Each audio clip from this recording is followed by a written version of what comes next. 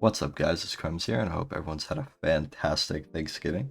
This video is going to be a little bit different. I kind of just wanted to make a video discussing the MMR changes that recently surfaced on DBD as they've recently just been confirmed. I'll put that up on screen right now. I know I'm a little bit late to this, but I needed to test it out myself and kind of form an opinion if I can notice a difference in my games or not. And it's been a couple days and I can definitely say that my opinion is formed. So I do get a lot of questions on how the ranking system in DBD works, which I completely understand because, well, we have grades which do not contribute anything to the rank, but just give you blood points at the end of the season. I'm not too sure why they switched this in the first place, but I'll get on with it. Essentially, how you are ranked against other players and matched against other players is all based off of a hidden MMR system. We have no way of checking our own MMRs if I'm not mistaken. And essentially the max rank in DBD is something called a soft cap. A soft cap is essentially a max to the amount of MMR you can have. So let's say, just for an example, you win 5 games in a row, you reach that soft cap.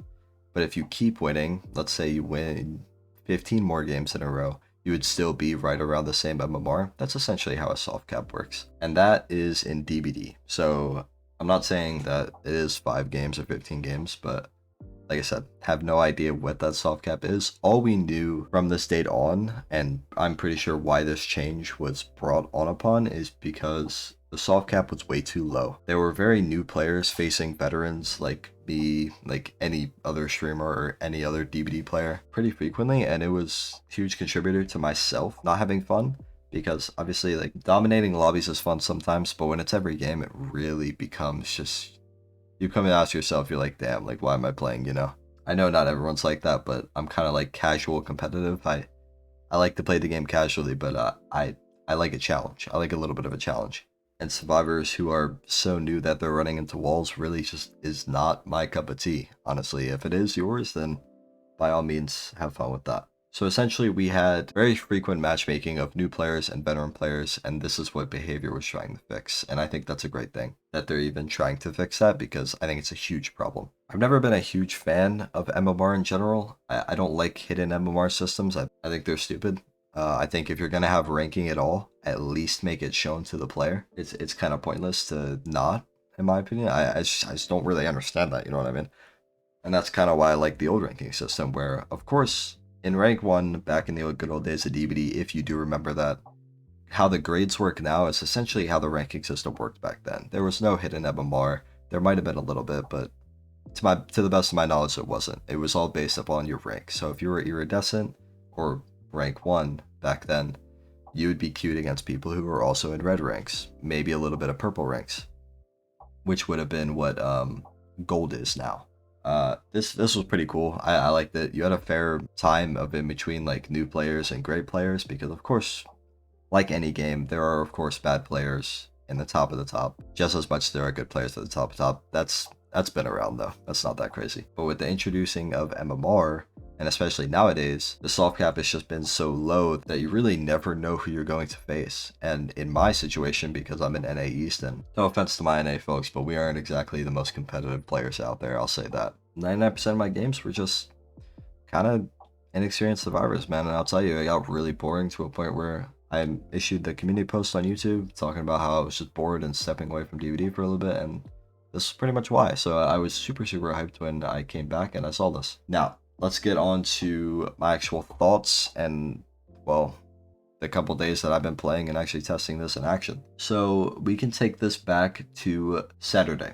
Now, behavior did say that this has been in act for a couple weeks now, but that actually makes sense. You know, if they switched up the MMR a couple weeks ago, it's going to take a couple weeks for it to balance out and everything. So yeah, that makes perfect sense of why we haven't noticed it till then, or till now. This would have been the tipping point. Around Saturday, I hopped on for a normal stream, and my lobbies were not necessarily harder, but I noticed a lot more P100s. Like a lot more. Like, I'm pretty sure 90 to 100% of my games had at least one P100, let alone sometimes even 3 or 4, and that's how I got the video of the P400 squad. Is that's the first time I've seen 4 P100s in my lobby, and I think since P100 was a thing. And not only did I see it once that day, I saw it 3 times that day, which is just crazy. So I was like, okay, either I just got lucky or something's going on. And I played out that stream, and it was definitely different, 100%. Like, in no way was it even close to similar of the inexperienced players that I usually face. Not to say that they were extremely talented, but they were just decent, you know? They understood what they were doing, and I had to sweat a little bit in those matches, which I like. I like having to sweat just a teensy bit. I like that, because without it, I feel bored. Now, of course, that's just my opinion. Now, if we go to Sunday, it was just about the same. I noticed a little bit more of inexperience, but of course, not every day is going to be the same. So, Saturday and Sunday, so far the same. Great. I took off Monday, and I came back Tuesday, and here's where it just gets a little bit downhill. So, Tuesday, launched up, super excited to play based off Saturday and Sunday. And I could say that it was the exact same of what I've been complaining about. I honestly, like, I think Tuesday might have even been worse. I'm not even too sure what happened, but it wasn't a good experience. I was stopping. And not because I was winning, but because the survivors were losing. And there's a strong difference between those two. And I could say the same for my last stream that I had, which I think was Wednesday as well.